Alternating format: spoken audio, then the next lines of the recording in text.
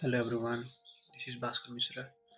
We are going to talk about the, the process of generating rotating field in an induction motor by analytical method. There are two types of method by which we can express the process of generating rotating field in an induction motor. Mm, that is analytical method and graphical method. But we are going to only study about analytical method here in this video. So as we can see, this is the internal structure of induction motor, and it is supplied by three phase supply. And this is the first phase supply.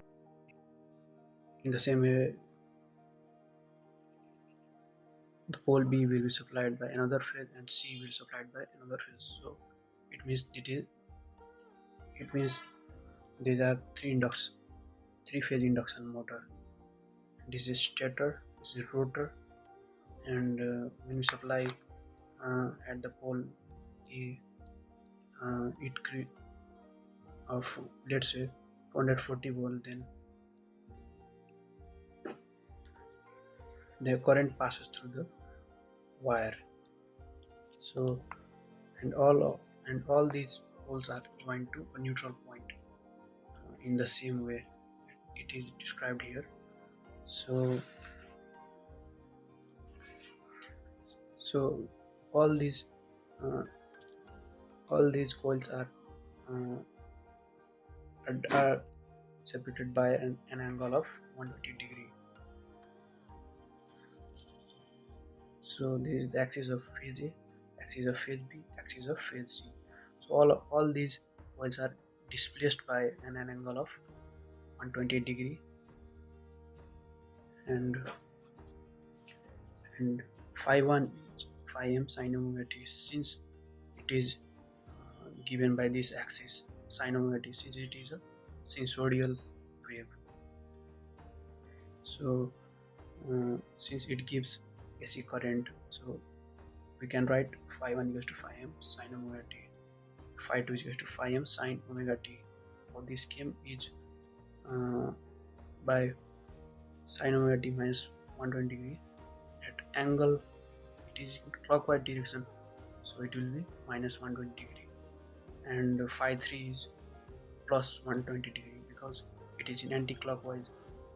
So phi 3 is phi m sin omega t. Now we'll express the relation in this way. Now see the phasor diagram of phi 1, phi 2 and phi 3. Here we talk about the horizontal component. Horizontal component. The horizontal component. This is the horizontal component. This is the vertical component. So we will express here in a horizontal component phi 3 and phi 2 in only one direction. So converting them into this in this horizontal component, what we will get is cos theta equals to b by h. So b means this is the b base, this is perpendicular, this is hypotenuse. So b is equals to h into cos theta. So h is phi 3 and cos theta equals 60 degree. And in the same way, uh, converting this phase into in this direction. So h is phi 2 and cos 60 degree, since it is perpendicular, so 60 degree. And the resultant component of flux in horizontal direction is given by the flux in horizontal component. Phi h is equals to phi 1 minus phi 2, and since it is in phi 1 is in this direction, and we have converted these two phase into only one direction, so it will be in minus phase. So uh, phi h equal to phi 1 minus phi 2 cos 60 degree minus cos phi cos 60 degree. Means converting this into 1, so we have negative sign here, negative sign here, and this is the equation 1, we can say. So in this case, this is the perpendicular, this is hypotenuse, this is base. So converting into this base value, we will get cos theta equals to b by h. So b is equals to cos h cos theta. So h in this case, h is this phase, so phi 3 cos 30 degree. 30 degree, why? Because we are converting into this component, so we will take this as a reference angle 30 degree. For the phase phi 2, we will get cos theta equals to b by h. So b is equal to h cos theta, h is equal to cos 30 degree. So these two are in opposite direction, so the resultant component of flux vertical direction is given by v is equals to phi 1 minus phi 2 cos 30 degree minus phi 3 cos 30 degree. Sorry, here we have positive direction because we are converting this phase into this, or we can change, or vice versa, you can change in either direction. So phi 1 is in this direction, so 0 degree minus phi 2 cos 30 means root 3 by 2 plus phi 3 root 3 by 2. So 3 would minus phi 2 plus phi 3. So this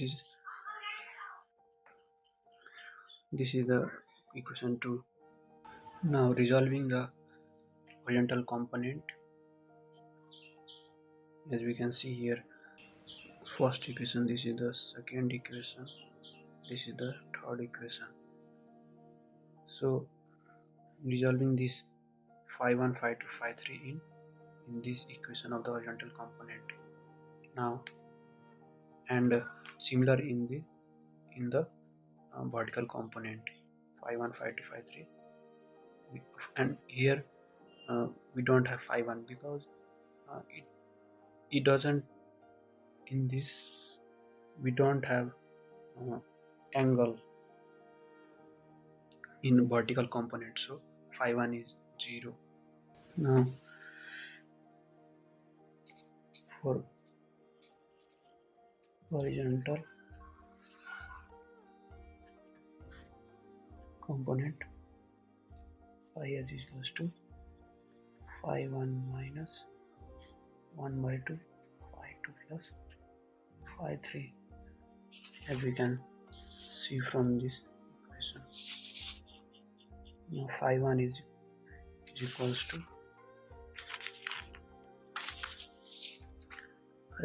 to phi m sin omega t by 2. Phi 2 is phi m sin omega t minus 120 degree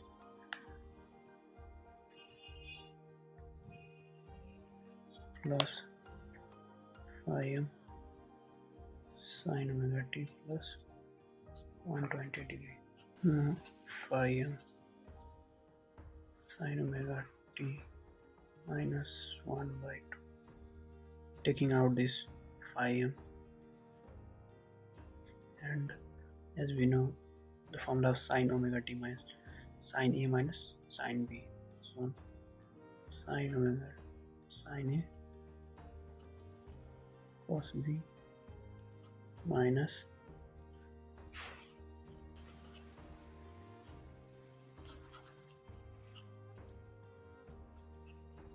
so sine A cos B cos A sine B, also evaluate in this way. Sine omega cos 120 degree plus cos omega t sine 120 sine omega t. Omitting out this value, we get 2 sine omega t cos 120 degree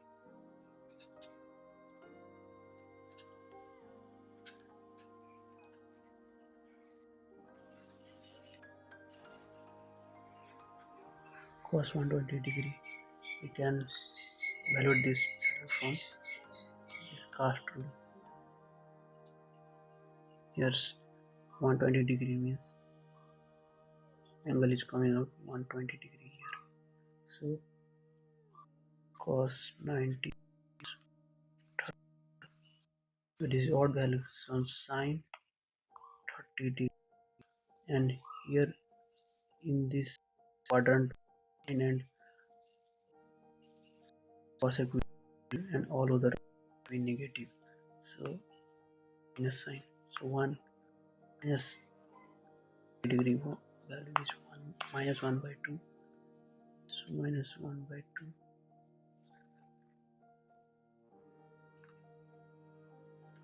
Now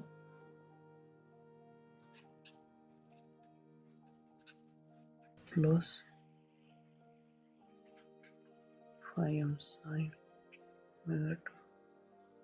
So 3 by 2 sine omega. This is the equation 4. Now for the vertical component is given by root 3 times 5m sine omega t minus 120. The value of phi 2 and phi 3 is here, minus plus 5m sine omega t plus 120. Phi 1 is 0 because it is in this angle, so there is no angle made about this axis, so it is 0. And phi m and phi m is taken out, so root 3 phi m minus sine omega 120 plus sine omega plus 120. Now root 3 minus sine A minus B, so sine A cos B minus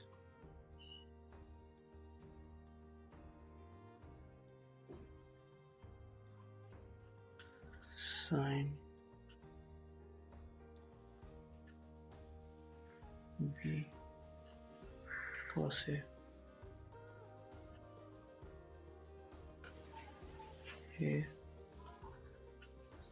cos plus sine cos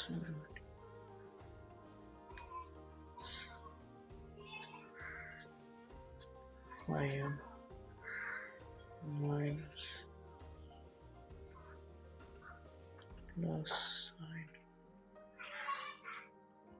cos omega t plus sine omega t cos 120 degree sine 1 cos omega t. Now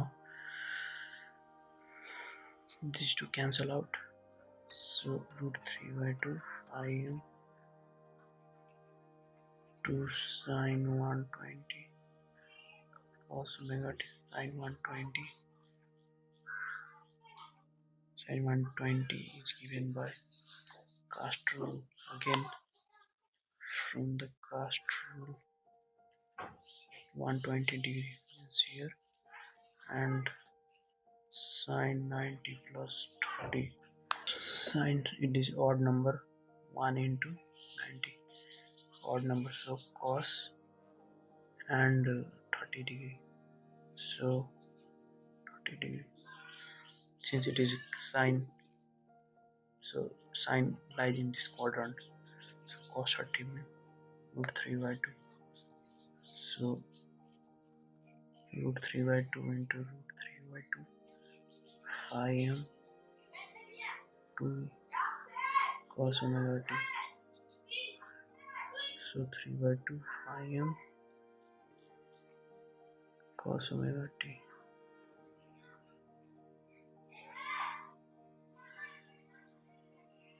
3 by 2.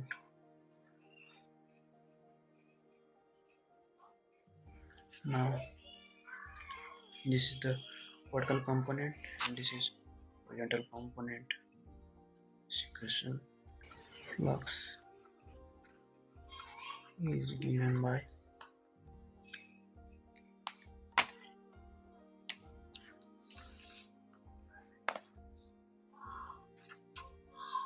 phi r under phi h square plus phi square, so phi h is 3 by 2 sine omega 2 whole square plus 3 by 2 phi m cos omega 2 whole square. Now 3 by 2 comes out, and sine square omega t plus cos omega, 3 by 2 and 1 here is missing phi m and phi m, so this phi m comes out, phi m, this is equation 6. So now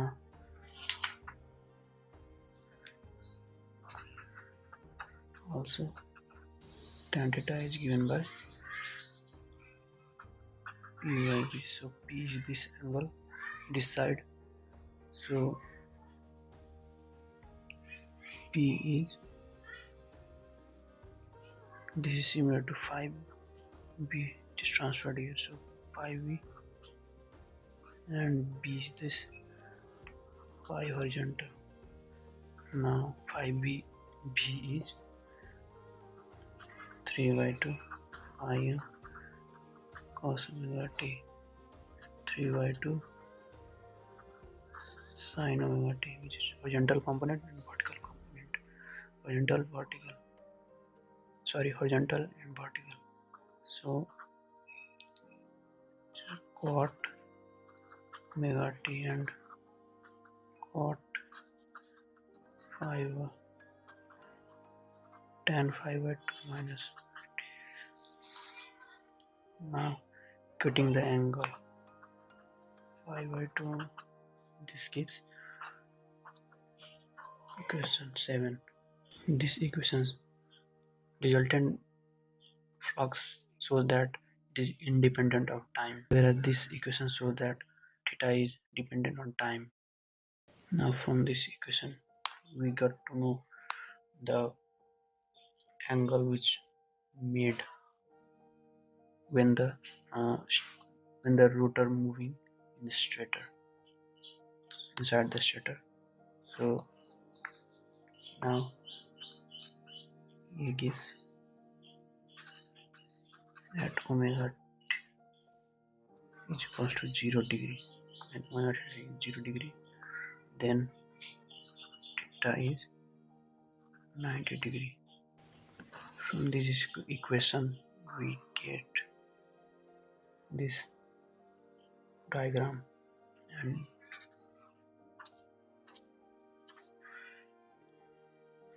A is this point, B is this point, C, D. Now when omega t is 0 degree means and the phi is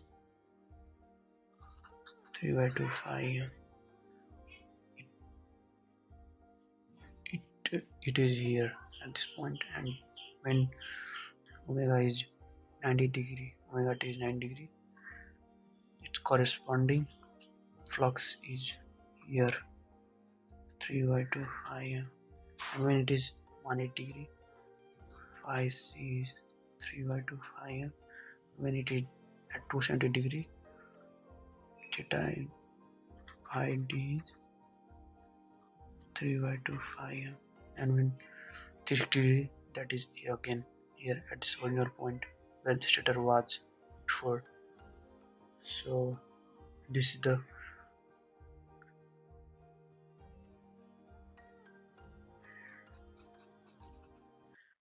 the diagram, and thank you for watching this video. Hope you understand this generating rotating field in an induction motor by analytical method, that is mathematical method. So thank you.